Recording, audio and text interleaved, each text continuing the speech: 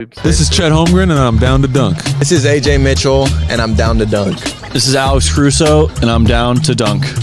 It's like baby bottle pop. Yeah. Mm-hmm. This is Adam Flagler, and I'm down to dunk. Hey, it's Isaiah Hartenstein, and I'm down to dunk. This is Cason Wallace, and I'm down to dunk. I can't spell Lucas. Hey, how do you spell Lucas? How do you spell Lucas? This is Lou Dort, and I'm down to Dort. This is Nikola Topic, and I'm down to dunk. This is Dylan Jones, and I'm down to dunk. This is Isaiah Joe, and I'm down to dunk. And there's probably like 50 to 75 Beanie Babies. Give me like your top 3 Pokemon. Brother, I can't even name. This is Jay Will, and I'm down to dunk. Sometimes the way his brain works is it leaves a lot to be desired. This is Kenrich Williams, and I'm down to dunk. Charmander. Charmander. Or you're more of a Charmeleon guy. Charmeleon. This is Shea Gilgeous-Alexander, and I'm down to dunk. Schlecht. You know what it means? Yeah. That means like bad. It means bad. Yeah. Yeah, that's me. Well, it was a good interview, so it wasn't bad. J-Dub, year 3, and I'm down to dunk for the 3rd time. Thank you.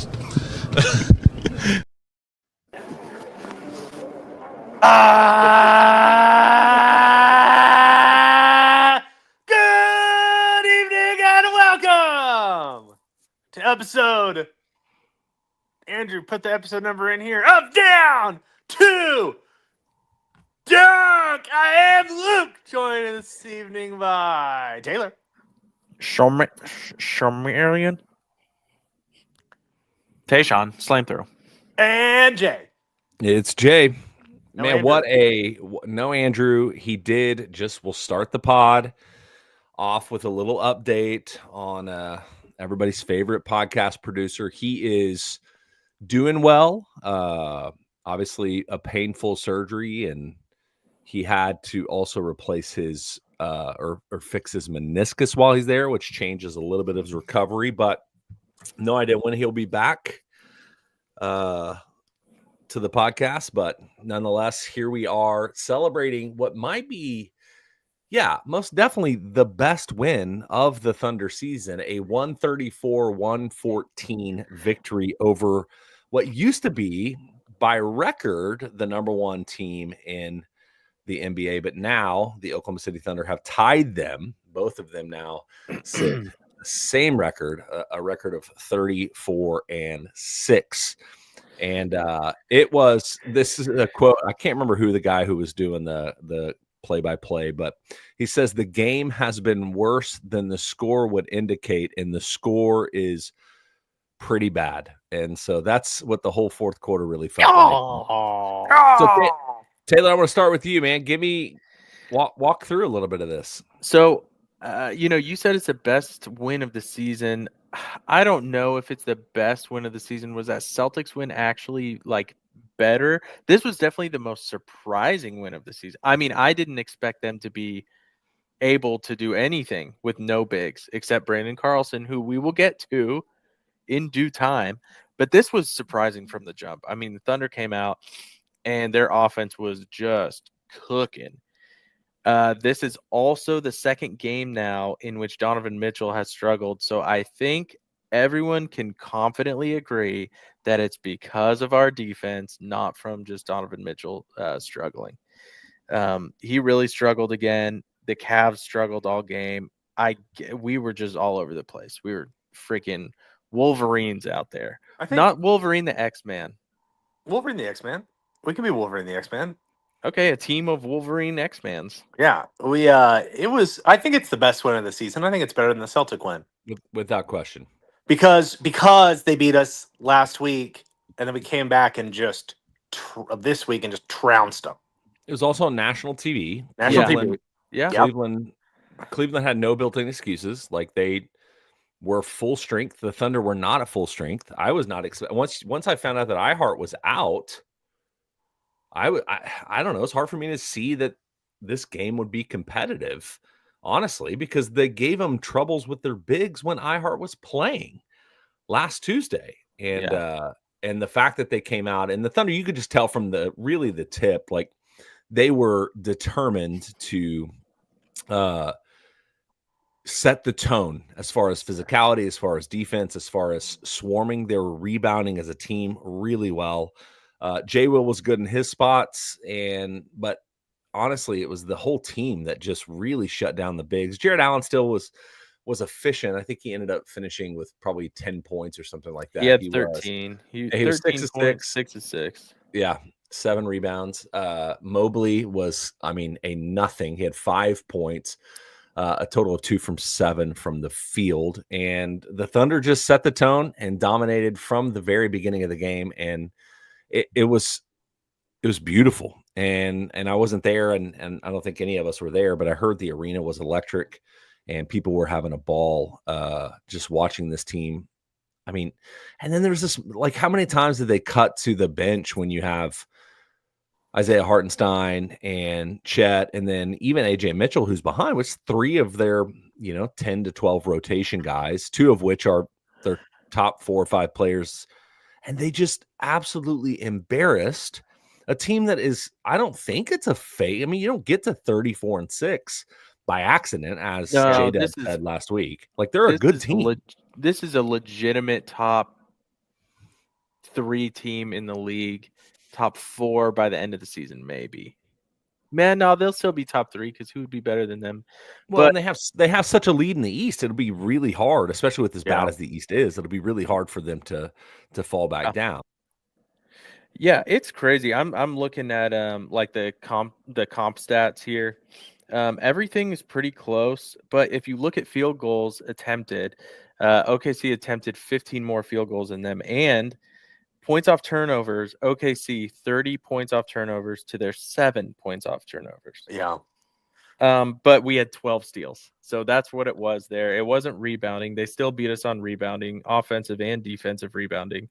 But it's just it's the defense that gets the offense going, Well, and they had, I think they said in the first half alone, 22 points off of turnovers in the first half. And so, hey, I'm going to invite, we've got, Al Baby Cakes. He's actually at a basketball game, but I'm bringing him into the stage. Let's see if he's ready. Oh my goodness. What? A man on the street. Is he coming in, or is he just trying to? Nope. Who knows what's doing. He may be stuck, but he is at the Trailblazers game. Heck? I'll pull him out. If he comes back, we'll bring him back in. So I think I want to attack this kind of, I don't know, dissection of the. Yeah, Alex, are you guys watching the big Blazers game? I am not. I want to dissect it by talking about 2 specific players, and in my mind, the 2 best players on the floor tonight. No, that's not fair. Dort's game was so special because I thought J-Dub was fantastic as well. I think Dort's was just so extraordinary. Ended up with 22 points. Isn't that right? Hold on, let me pull this up. 22. Here. He was 6 of 9 from 3. And nice. 69 from 3. Feeling it and having a ball doing that. Hey, Luke, we have a quick super chat from Sky Smith saying, Luke, what you doing with that camera, dog? Sorry, bro. I don't know what that means. Yeah, just like maybe, keep it on your face. Where did I put it? My body. It just moves around. I turned something. I had to turn off something. Sorry. Turn off what? Turn off what? Just get the people to. Yeah, what'd you turn off? It was a foot massager that I have that I like a lot. That I'm worried people could hear. I'm trying to make the listening experience better and the viewing experience better. Well, there you go. You did a good job. Well, it's better from the last time you were virtual. I still wouldn't say it's like a standard level of what's expected. If you need, I can pop this baby right off. No, that's taking a step backwards. We need you to take steps forwards. Nope. Today we count that as today is forward movement. Today is progression. So we'll take it. Nope. So let's go back to Lou Dort a little bit on this. What did you? I mean, his shooting splits this season. I mean, it's insane what he has become as far as a 3-and-D player. And tonight was just that. It felt like everything he shot, he was going to make. And did you all, I don't know if y'all were watching or able to listen to it at the same time, but they were talking about, I guess, apparently after one of the big threes that Dort hit, the Cavs took exception to it. were like throwing a fit because he was running down the court celebrating. I almost took exception to you saying that his performance tonight was extraordinary, given how he's played all season now at this Dude, that was also, I mean, it was a season high. Like he was special tonight compared to, and if He you was get definitely that, special and was playing like his defense, of course, was just insane all game. We had Caruso back too, and that helped him too. Caruso but- was fantastic too. Yeah. And hit some big shots, but obviously it's kind of burying the lead because it's so not abnormal. Shai Gilgeous-Alexander was flawless. Yeah, he would have had 50 if he played in the fourth quarter. He Oh. only played 29 minutes. How many games this season can you say that? Yeah. That's a good point. I mean, it's still, I said this before, but it's insane. What's his career high? 45? 43 or 45? 44, I think, but maybe 45. Yeah, it's like that guy not having 50 at this point in his career is kind of absurd, actually. I mean, he could pretty easily if he wanted. Yeah. I mean, Yeah. if the problem is that some of these games this game was over by the end of the third quarter. Yeah. Well, this team is so good and so deep that, like, if your superstar is on, if you've noticed, like, every time Shai's getting, like, close to 30 in the first half, it just the entire game is completely wide open. Because it's in the games that we still win that the depth gets the team to win when Shai is struggling. And so it's like, yeah, every time this team is so good that every time Shai's on, the game's going to be over by the third quarter. Just because the rest of the team is going to keep the floor so high. Yeah, Lou is shooting now 40.4% from the 3-point line. That's awesome. And he's third per game in attempts. Yeah, he's over 5 attempts per game. Is that right? Yeah, he is right at 5.5. And you know what? Last year he shot about 5 threes per game, and he shot around 40% for the season. It kind of feels like it's time just to assume that's who he is. Like it's not like one year you're like maybe a fluke. Next year, okay, this is who he is. We got another super chat. I'm going to give this to you, Taylor, to let you move into a quick Tayshawn's factoid victory. But this is from Philip Inke, who says, is Carlson part of the future for OKC? Any comps come to mind? Love the pod. Luke, let me get a Tayshawn's. Is it okay? Hold on. Sorry, I was saying. Okay. Tayshawn's factoid figure victory. That's pretty good. Hey, what's up? It's me, Tayshawn, and I got something for you. Who is Brandon Carlson? Now, you freaking sickos out there that know who Brandon Carlson is already, we don't need to hear from you. Don't sound off in the comments showing off about how you already knew all this.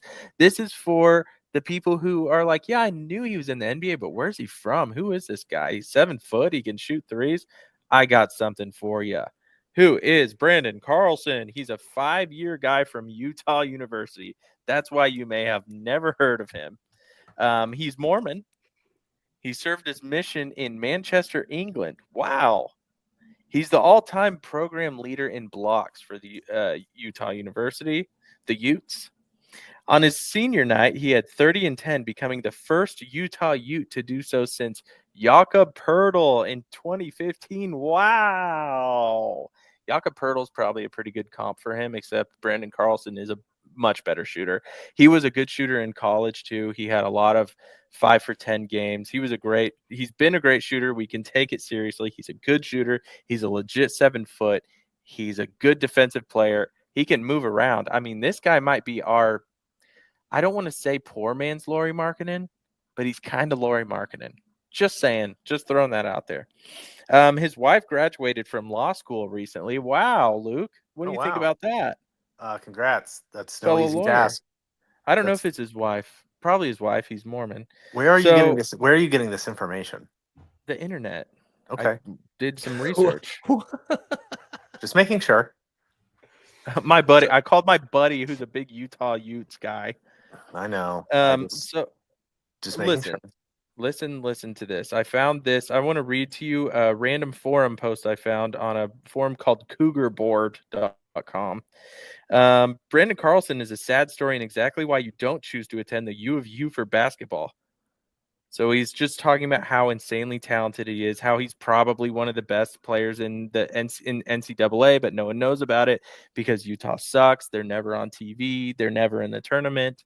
And he's saying it's sad that we get this talent in this kind of guy and nothing will happen. And that kind of goes to show what happened after his career in college because he went undrafted and was actually originally on I think a 10-day or a 10-day contract with the Raptors. Is that right, Jay? I don't know. He was with the Raptors. He joined Jakob Poeltl, and now he's with the Thunder. So there you go, Brandon Carlson. See, that's why I ask you where you get your information, because it doesn't sound like you're very confident in it.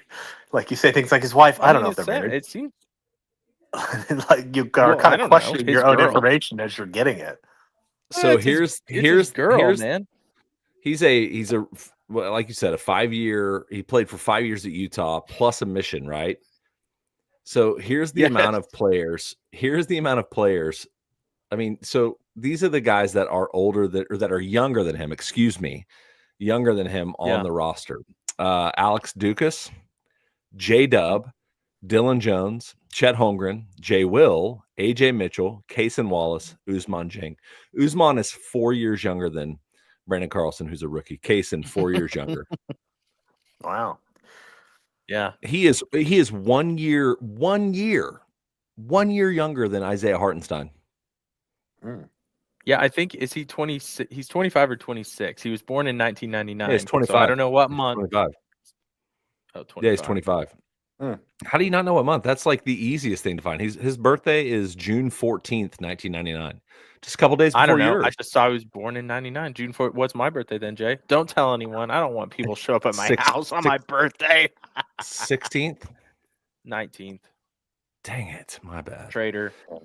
But I don't know. So let's happy birthday. A few moments from Shea. A few moments from Shea tonight. Number one, he finished at the rim. Like he's always the best finisher at the rim in the NBA.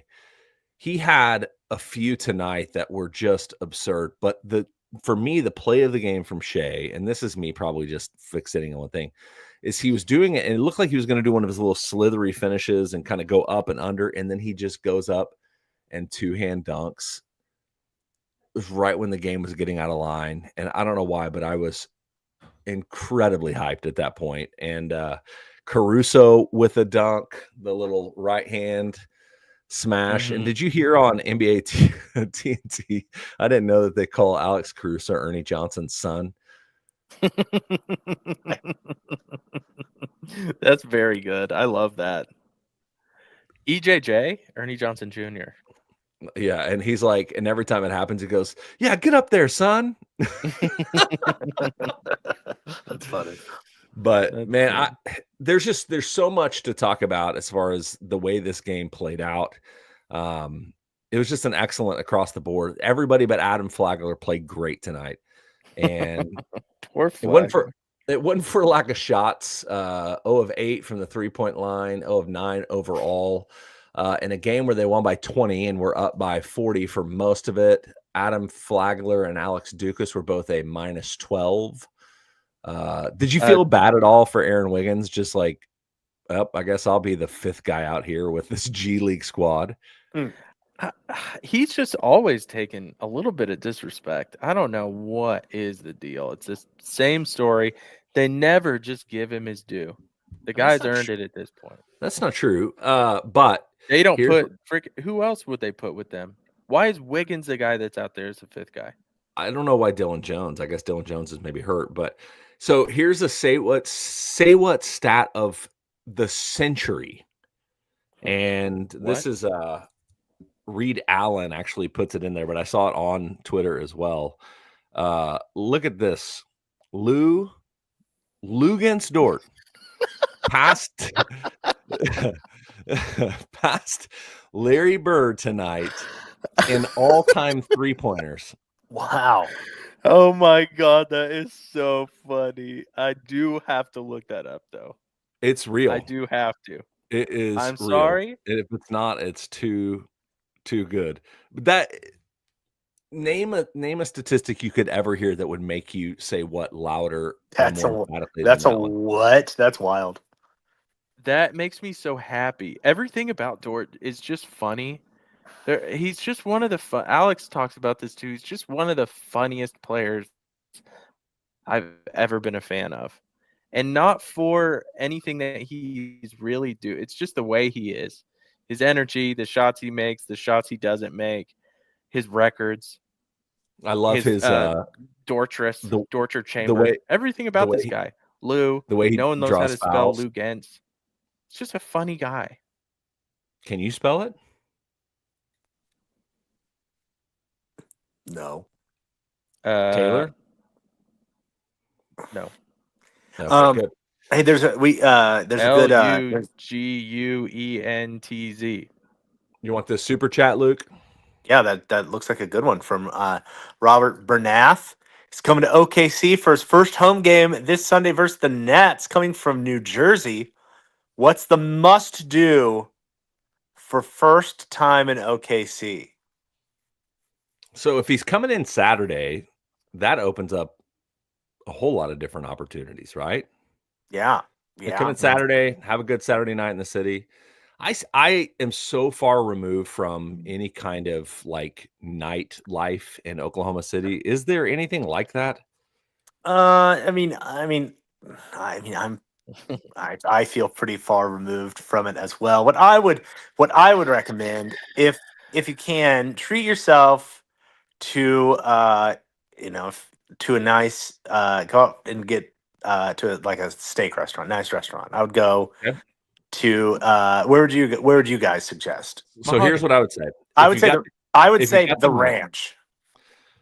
If you've got the money and you've got the time, so Mahogany downtown, right there on Sheridan, north. It's north of where the new arena will be.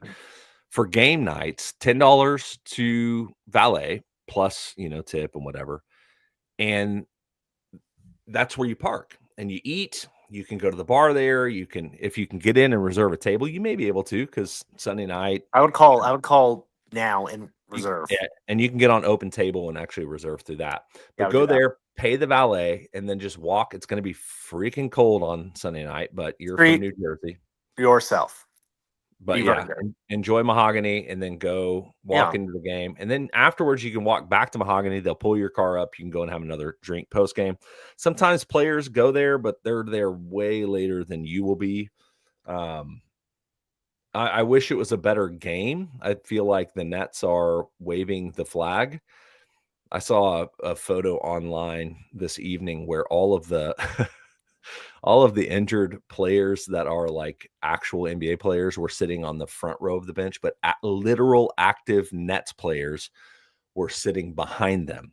So it's like Cam Johnson in street clothes, Bogdanovich in street clothes, and there's a third one, and then behind them was guys actually playing in the game. They would have to like walk around to get down on the court. That would also, another good place I think to go would be Jones Assembly for maybe some food, maybe a drink. And then they also, the place that's attached to the Jones, but's on the other side, like on the back side of it. I think is it still It used to be the 21C Hotel. I know, but is it still called Marietti's? I don't know. Yeah, but they have, they also have I believe like a like cocktail menu that's not with non-alcoholic drinks if you're perhaps not a big drinker. Or Dry January person. Yeah, Dry January. You could go there for still fun drinks that are not specifically like alcoholic. And there's really just go to the Paseo. You could go to the Mule, check that out. Go to the Press, check that out. That's a fun area kind of to go and just jump. There's an arcade. There's an arcade kind of bar there that's pretty cool. I've not been to, but it looks pretty cool. Some places, It's good. It's a good spot. Which one are we talking about? Are we talking about the up down place or whatever it is? Yeah. Okay. Up down. Yeah. And then there's the Sauced and Yeah. Paseo is the other one that does have. They have arcade games, and Paseo's a pretty neat area if you want to kind of just spend Saturday night wandering through an area if you're there. But Yeah. anyway, it's good. I hope you enjoy your game. I hope the weather cooperates. Like I said, it's supposed to be cold, but I don't think there's supposed to be any kind of precipitation. The only thing I'll say, and so I just this I want to get back into the game, but Matt Noonan, excuse me, in the chat mentioned this, is you're not wrong. Like, you can get great steaks on the East Coast as well. The issue is on a Saturday into Sunday, the best barbecue in my mind in Oklahoma City is Edgecraft Barbecue. They have very particular hours. So look up Edgecraft, and if their hours work with you, go there. It's the best in the city. Without question. Also, I called it the Paseo, and I was describing the plaza, and I apologize. Sorry. I get those confused so often.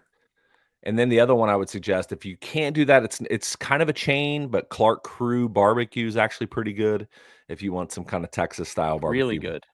But Edgecraft is the best. They just have funky hours. They're one of those places. Where is that? Edgecraft Barbecue is down in Linwood. It is, let me see here, the website, because they only open like 3. They open, is it Thursday, Friday, Saturday, maybe? And they're only open for lunch. And as soon as they sell out of meat, they shut down. Oh, wow. So they're one of those places. Yeah. So they're open. They are open on Saturday from 11 to 4. So if you're in town Saturday morning, go to Edgecraft. I promise you, you will not regret it. Get the brisket. It will change. That sounds so how you view. It sounds so it sounds so risky because you could go and not get any food. Yeah. You'll be fine if you go like in actual normal hours. You'll be okay. Okay. And look, you got to risk it for the biscuit, brother. I know. And Hey, this biscuit. I get it. So Oklahoma City, like we'd said, the Thunder are now 34-6. So they're 40 games into the season, almost to the point where you can say if they continued at this pace for the rest of the season, they would finish at a certain point. And so 34-6, you're looking at roughly 68 to 70 wins projected, kind of based on where they are right now. That's which was a stupid bold prediction at the beginning of the season, but now it's like, could they actually? So Hartenstein's going to be gone for about a week, right? That's what they're saying. Reevaluate in 7 to 10 days, something like that. Yeah. The Thunder play the Mavericks tomorrow night, which historically would be a problem, except for the fact that they're injury depleted worse or as badly as the Thunder are. Doncic is still out. Kyrie is game time decision for tomorrow night. Derek Lively rolled his ankle last night. And he's out for another week, I think. They're not in great shape right now for the Thunder, which makes me feel a little bit better. But at the same time, you could still, I mean, Kyrie could, who knows? PJ Washington is playing, so he could score 50 by himself.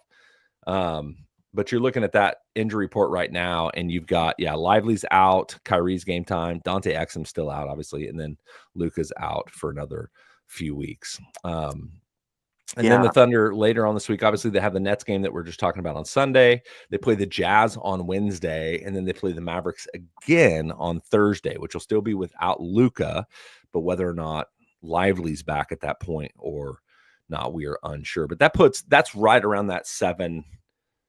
I think they sent out that press release about Hartenstein's injury yesterday. So, I mean, you could look forward at those 4. I'm not worried about the Jazz, obviously. I'm not worried about the Nets. I hate the Mavericks. I don't want to lose to them, but they're very injury depleted just like us. But then they have the Blazers next Sunday and the Warriors the Wednesday after that. As they have a pretty, I mean, for all intents and purposes, like that's a undefeated level of next 5 games, or 6 games. Like those are 3 winnable games is what I'm trying to say. And I'm not trying to put the cart in front of the horse there, but I just think that they could weather the storm without Hartenstein way easier than I probably initially thought. Because wouldn't the game that you would worry the most about be tonight's game? And I mean, that would, and we'd rock the house. So I mean, you don't necessarily, I mean, they're all now you look and it's like, well, they could win all those games, Yeah, I want to talk about, I mean, I think tomorrow, if you remember at the end of December, we were talking about how insane the first half of January is going to be. We talked about this on the pod back then, and I think it's a good time to go over it because tomorrow's game against the Mavs marks the end of that crazy run. So now let's take a walk back through those and see how the Thunder did, because I think we said if they get through this, the front half of January with, 3 or 4 losses, we would take that. So this started back, I'm pretty sure it started December 29th against Memphis. So it goes Memphis, Minnesota, LA Clippers, New York Knicks, Boston Celtics, Cleveland, New York, Washington, Philadelphia, Cleveland, Dallas. That's crazy. There's one game that was going to be for sure not competitive, which was Washington. That was the only one we knew was going to be like a no-show from the other team. How many of those games did the Thunder lose that I just went through? Is it? I can tell you, but I want you to guess. Is it 1? It is 1. 1 of those games against that. That's pretty awesome. It's awesome. It's amazing. It's why. I mean, we're pretty good. It's also we're pretty good. We're pretty good. Pretty good, yeah. So listen to this stat. This is from Zach Cram, and he says it this way. He says the Thunder have a 520-point differential through 40 games. That's plus 13 per game, which is the 3rd best mark through 40 games in NBA history. Wow. Like they're not just good. They're like reaching to the point of historic levels of success. Like that's crazy. Their net rating is, and I did this. Andrew actually talked about this on the podcast. I'm not sure if it was McKelly or Alex, but if you go through the last, 15 years of net rating, which I know it's skewed because things are a little bit different today, and every year it's the best defense and best offenses, whatever. Yeah, it's one of the best, if not the best, net rating that you can actually find outside of. I think it's even at this point better than the Warriors teams that even, they're 73-9, but that's how good this team. So there's a difference between the fact of like, oh man, this team's really good and they're outpacing expectations to the point of saying, this is an all-time great team. Yeah. Mm-hmm.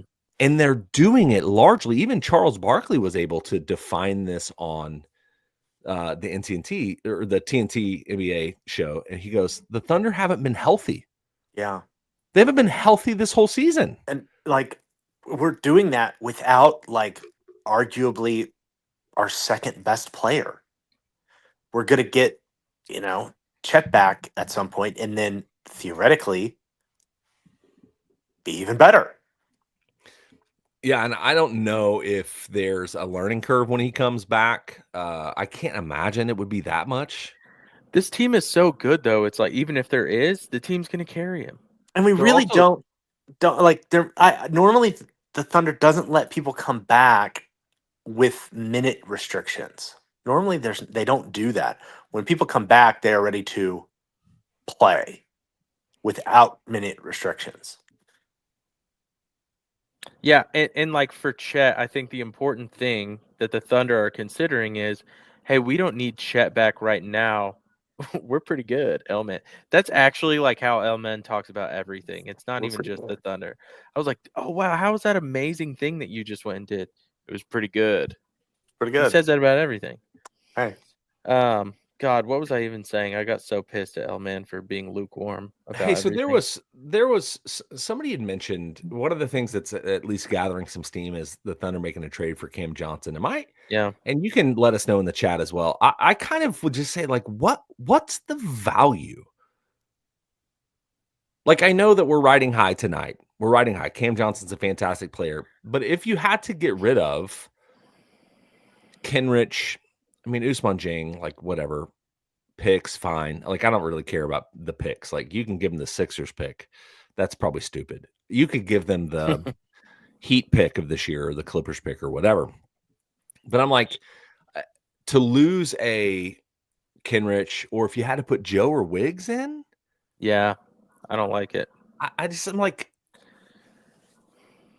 does it? It does. Cam Johnson's an incredible shooter, and he's probably a more overall better player than those guys. But I just don't think it's worth it. We were just talking about how they're a historic team. I mean, they were already historic defensively. That one is not debatable. They're one of the greatest, historically greatest defensive teams ever already. So do you want to, I mean, what are we doing? Why are we, it feels a little greedy. It feels like we're like greedy fans and we're going to mess something up. We want our cake. We want to eat it too. Yeah, you don't when you have this, like, why would you mess with something that's working so well and What's throw? broken? Why do you want to trade? Like what Yeah. Jay said, what's the value of this? Well, yeah, What's broken? What are you trying to fix? Yeah, that's kind of my thought. I'd say don't I don't think I want to see a trade until you see the team at full power, everyone healthy. Because you want to see, like, what is the ultimate version of this team, really, with everyone doing and playing at their best before you kind of do that, I think. And maybe the devil's advocate here says, well, yeah, you're right about regular season. You don't need Cam, but is that a guy who's going to help you win the when you're not playing as many guys in the playoffs? You know, Yeah. is that an easier decision to make if you have Cam versus all these guys that you have to play off the bench that you don't really know about? You know, what are you going to do? And I don't know. Dagnall's been so good at making those decisions. And last year's playoffs were just kind of, it's hard to think about last year's playoffs because for so many of the guys on this team, this was their first playoff experience and they did pretty well. And you know what? The Mavs had an unrealistic series against us. And it was unrealistic in two ways. It was unrealistic in the sense that Kyrie and Luka could never like have a good game at the same time the whole time. But also it was unrealistic from the role players. And maybe devil's advocate says, hey, this is a chance to get one of those guys who could give you a playoff performance like that. Yeah, but dude, don't you think you think you already have that? I would just it's just we don't even know what this team looks like. Like, what is like? Chet has been injured for a majority of the season. Yeah, and they're 34-6. Yeah, because like the games that Chet was playing, the guy that they spent the best free agent signing in the history of the organization was signed and hadn't played. Like Because I just thinking like how even and somebody said it in the chat, and I don't know who to give credit to, but I think like you would trade for Cam Johnson so he doesn't go to another contender. Who in the West in a 7-game series are you honestly going to tell me if they added Cam Johnson, it would make them the favorite against the Oklahoma City Thunder? Anybody that could reasonably get him. Like the Mavericks can't get him. They don't have the assets, the people. They would have to move people that you'd be fearful to get him. The Rockets? Is it the Rockets? When do I have to respect the Rockets? Now. I'm afraid now. Do I have to? I mean, what's the story? Somebody mentions the Nuggets, and number one, what are the Nuggets going to do? How do they get them without getting rid of Michael Porter, right? Like, how do you get something like that? You have to match salary. All of these teams with the new CBA, it's not easy enough to get guys moved without losing something. They're not just picking him up and just saying, "Oh, we'll pick him up with the picks we barely have and the money we don't have because it's all tied up in Jamal Murray, Jokic, and MPJ." It's like I just don't think Denver can even pull that trigger, and if they did, I still wouldn't be worried about them. Because their bench would still be average to bad. So I'm just like, I get the idea of like, hey, Cam Johnson feels like it's closer to a guarantee that you could get as close to a championship, like almost guarantee as you can get. Like, I get it. It makes you feel that way. But they're already in that echelon where it's like, I mean. Yeah, and so much of that is just that's my thing. Just don't mess with it. Yeah. And that's just you just don't want to add in something that you just don't know. That's not that you just don't really know like how the fit works. Right now, the team is doing so well and everything like there's not like anything dragging us down really that's like, oh, we should like get rid of this or like it everything seems so good right now that I just don't think you mess with that. Like you take away some guy that might be, you have to trade somebody, and then it might be a person that's, big part of the culture of the team that's like helping in the locker room in like ways that you don't necessarily see on the court. And I just don't think you mess with that when things are so good. Yeah, I agree. Hey, guys, I don't. Go ahead. I was just going to say, somebody in the chat mentioned Memphis, and I agree with that. I just am so unthreatened by Memphis because I think that I think they're injury prone. Like, I think they're pretty thin in my mind, but you're depending on Marcus Smart, John Morant, who hasn't played a full season in 3 seasons. Mm-hmm. I know some of that's discipline related, but he also came back and then immediately got injured. Zach Edey is their big, who, has moments. Brandon Clark just came back from an Achilles rupture. Like, I'm not as concerned about Memphis. I do think they're good, but I don't know if getting a Cam Johnson, I don't know if he pushes them over the top. I do like Cam Johnson, and he'd be great if it wasn't for the sake of, like, you had to get rid of guys that you love and are contributing on a high level for this team already. Mm-hmm. So, yeah. Okay, so I'm going to take just a quick break. And then we've got about 20 minutes or so. I'd love to just hit some Twitter questions. And so let's take a quick break and we'll come back with some TQs. And we're back. Thank you so much for joining us here on Down to Dunk, part of the Athletic Podcast Network. We have 342 people joining us live here tonight on the stream. We'd love it if you would like and subscribe to this. You can even hit that notification. And anytime we go live, I know Andrew does a lot of great content for you all here on our YouTube channel. So follow us. Let us know that you are listening in the chat. And thank you so much for being here with us. It's about 46 degrees outside and clear sky. It's a beautiful moon here in Oklahoma City. It's 10:20 in the PM, and this is the Down to Dunk podcast. We've got a light breeze out of the northwest, and showers expected around midnight. I'm going to throw out start some bundling up. Get ready for next week, Oklahoma City. It's gonna get super cold. Get ready for Tayshawn's weather report in about 7.5 minutes. Please don't talk about the weather. Our first Twitter question comes from @FunkySooner, who asked this question: do these week-to-week rematches with Cleveland and New York give us an indication of postseason adjustments from Mark? If so, I like it. Do you think that they're able to? I mean, obviously they are.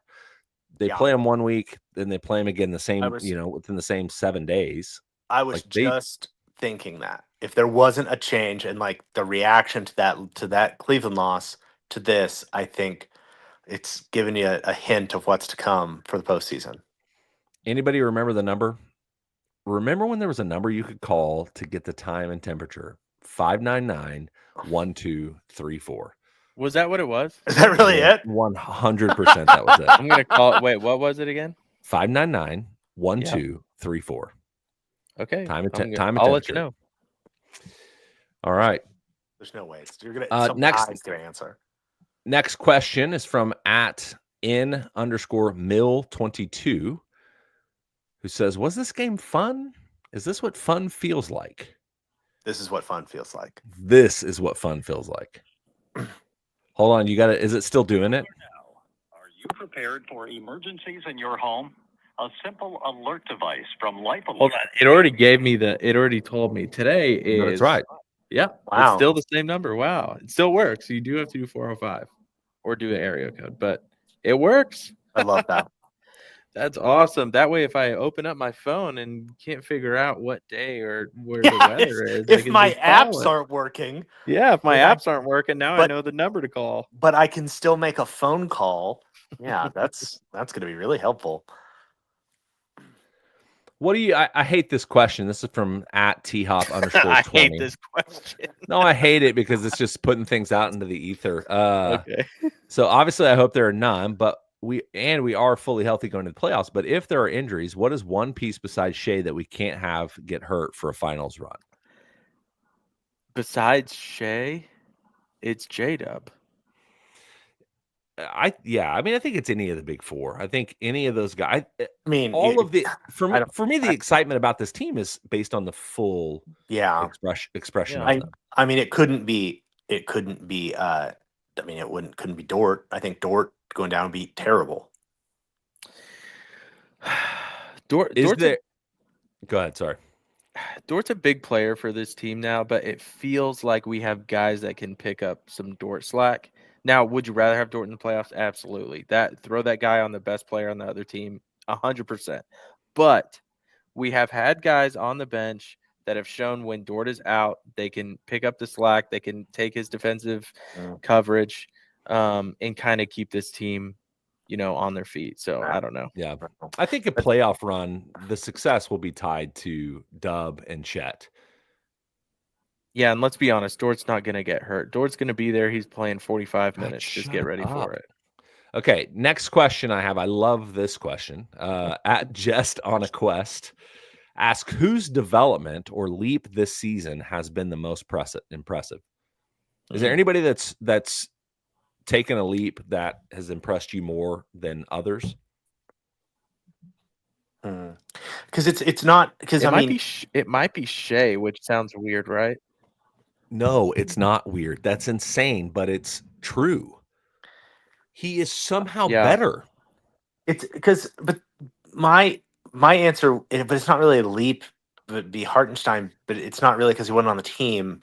But he's better than I thought he was going to be, if that makes sense. So that's my thought.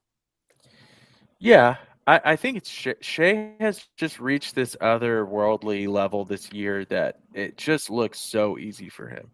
I mean, everything is just different. Like the energy around how he's playing, it looks like every game is so slow. He doesn't really, I don't know. I can't explain it. He's just way better, but it's hard to show you where he's way better. You know what I'm saying, Jay? It's like you just have to watch and you're like, all right, this guy is super duper star. Yeah. I don't know. I don't ever have to worry about him. And you just, the thing that's been the most, so number one, the 3-point shooting, he's shooting, it feels like far more. And give me just a minute. I'll look that actually up, but he is clutch to his core. He plays fantastic defense. He's the MVP of the league, man. Like like that whole thing has switched in the last 2 weeks. Remember that straw poll that your boy Bontemps put out was just a few weeks ago and still had Jokic as the number one. And almost every narrative has now flipped to where Shea is the MVP at this point. And it's really special to watch this team and just to watch. He's the leader. Like even that funny moment that was just unreal. Oh man, that Nick Gallo, they're covering him in towels. Like Shea being the adult in the room is just amazing to me. Yeah, that was funny. To be like, I'm sorry, come on. And maybe that's what the leap is that we're seeing, Jay. Because if you go to his stats, I could not show you like where the leap is. I mean, he's got a point or two more per game than last year. His percentages are nearly identical. He's taking a couple more threes per game this year. Everything looks about the same, except his plus minus is +5 more than it was last year. So to me, that says he's got a good team, and his leadership is just a different way. He plays like a leader now, too. It's not just how, I don't know, the whole team you can tell is just playing behind Shea. Even when Shea's not on the court, he's just become a true leader. I don't know if we've had a true leader like that on this team ever in this way. That's not in this way. Because I think that when we had those Russ teams, when it was Russ as number one, he was leading in a different way, I think. And so but the way that Shea does it is different. It's different, better, and so I think it's awesome, but it is kind of intangible. Like when you're saying the leap, it's like, well, it's not like a thing you point to. It's like he's doing specifically this that you can say, but it does feel right. Yeah, and I think not to get too far in the weeds on this, but I think if you go back to the first iteration of the Thunder that we all remember, and Presti had a very, very distinct, and the Boomtown book really helps define this, but a very specific culture that he set for the organization. And I think for all of the greatness of Russ and how much he means to the city and continues to mean to the city, he always challenged that culture. He would work hard in a lot of ways, but it was like all of those kind of, this is how we play basketball things I think Sam wanted to do and be at the beginning. This team is all of those things. It's kind of like the difference between like I've inherited this and I'm trying to make it my own, which he didn't. He drafted all of that. Mhm. And this team is like, if Sam was able to just in a laboratory create a collection of players and put them on the court, this is the Sam Presti expression of basketball. Yeah. And it's from Mark down. I mean, Mark Daignault, which I still am like, he's going to be the weirdest all-star coach there has ever been.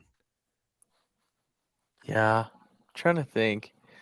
Jerry, what was the Utah Jazz coach? Jerry West? No, Jerry. Jerry, the old one. Is there an M? Is there an M? Okay, I could look this up. But Oh my God. Sloan, Jerry Sloan. Jerry Sloan. Yeah, he was a weird guy. I think he coached an all-star game once.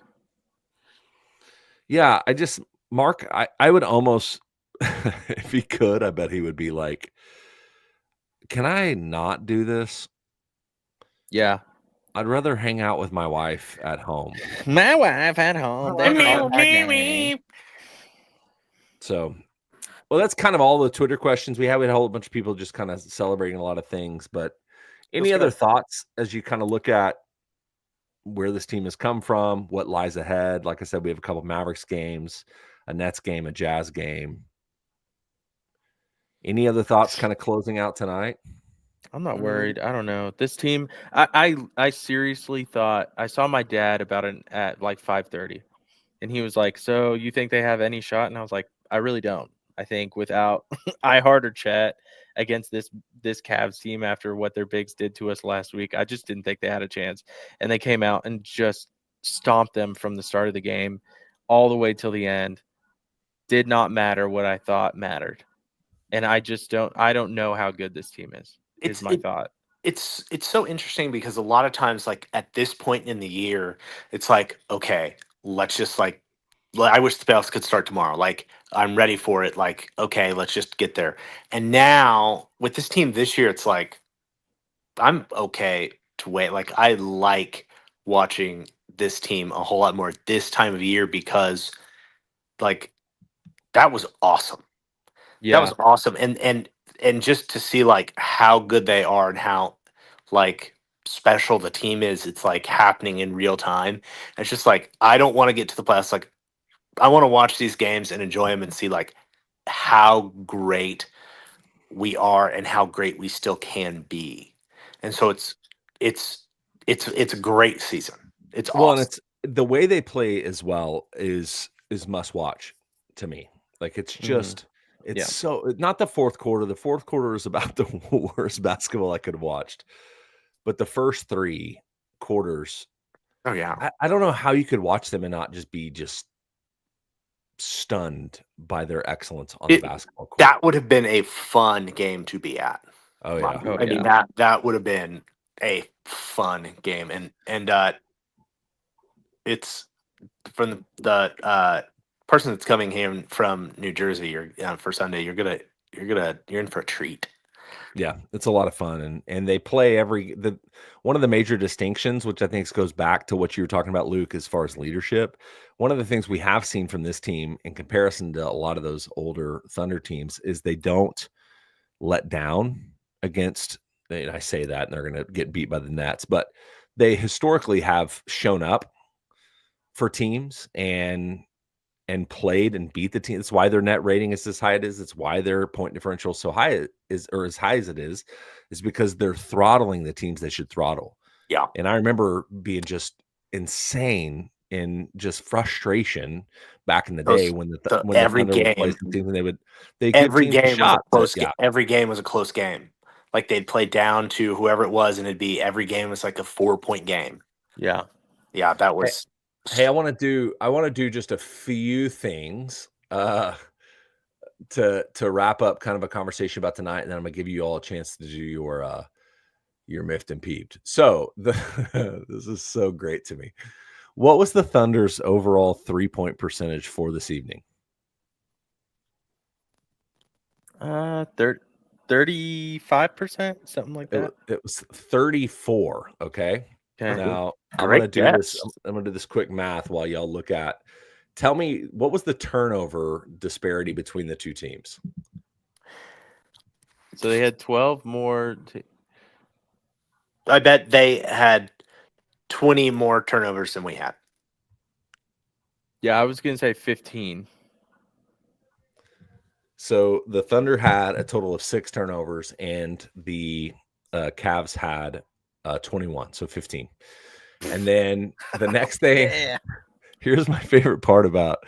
So they shot 34% from the 3-point line. If Adam Flagler didn't play, they would have shot 40%. But all of those guys that came in at the end, so on the floor, Flags. other than Brandon Carlson, Wiggins, who was on that final 5, which is unfair, he was 0 of 1 from the 3-point line.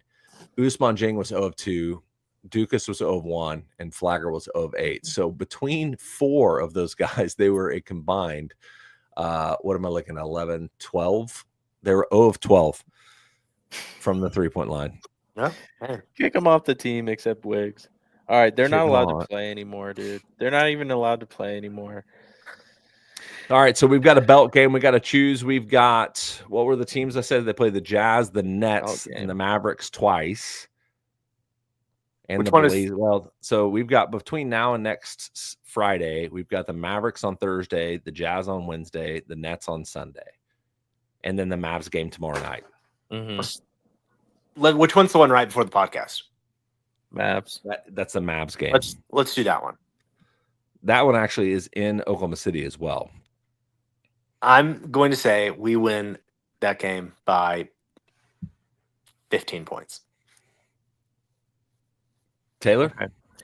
I will go 14. Come on. Jay, don't sandwich me. Don't sandwich me. Sandwich the man. Don't. I'm gonna go 11. 11. Oh, you sandwiched Taylor's a me. sandwich. Why are you sandwiching me? I have 0 wins. You should And not then- try to sandwich. So me. Luke, what's yours? 15. And then Taylor, 14. and then I said 11. And then Andrew picked the Mavs by 45. No, Yep. Thunder by 45. No, Mavs by 45. 45. Dang it. Oh no, you're right, Jay. Thunder by 45. Well, Well, I do want to. I don't know who won the belt. I picked nobody because I was No, still. you did. You picked the opposing team by 45. I thought I picked the Thunder by 45, but whatever. I don't remember what I picked. Andrew, when you wake up from your drug-induced sleep, please let If us we know. lose by, so help me God, Nick Jordan in the chat. I got to get my cursor over there at some point here. I picked the Thunder by 45. I was real close. Oh, This is my thought. Pretty much anytime we talk about anything, I'm like, if somehow we have sway over that, if we lose by 45 because of your joke.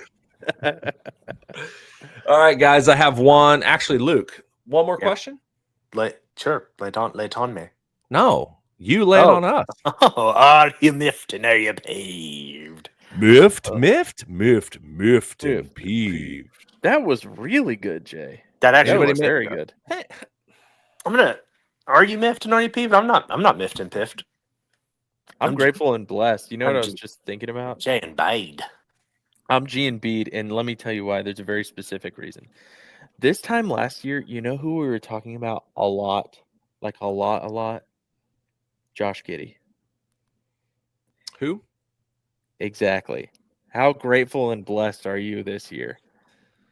You know how much can change in a year, boys. So it was a rough time this time last year for the Gidster. Yep. It was a rough time for our one of our top 5 T-shirt ideas ever.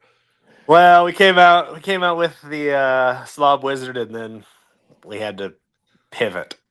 We would have sold many of those. I'll tell you, I am a little miffed and peeved, man. I came out of Christmas break and I was flying high. My wife and I.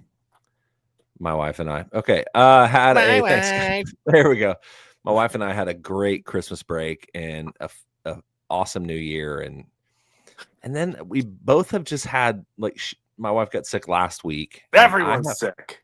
I've had like 10 days of feeling just not myself, and it really, really miffs me off. Everyone has been sick, but I think everyone's coming out of it. Yeah. You know, I had a cough that was lingering and sounded disgusting. Just wouldn't quit. But it's kind of quit now. And then no, it's really quit. And then I missed work. Missing work. Oh my! Like you missed court dates? No, but I missed. I had to take 2 days off of work. Which are you in? So would you be in court and if you're coughing like that, what do? You're just like drinking as much water as you can. I mean, you just gotta go. I mean, you just if you got a big thing, you gotta go. But it just depends on what it is. But if it's like a big trial, like you really gotta try to tough it out. Because if you reschedule that pushes it back like 3 months. Yeah. And for some people, like that is, you really need to get in as quickly as you can. It just depends. Yeah. But yeah, I'm GMB'd because I'm feeling better. But Jay, are you feeling better now? Yeah, I feel more myself right now than I do probably the last really 10 days, if not 14 days. You felt like someone else. Huh? Well, glad you're back. Glad to have you back. Yeah, glad you're back, man. Huge shout out to the boys for jumping on tonight, and a absolute huge shout out to Andrew Schlecht, who's recovering.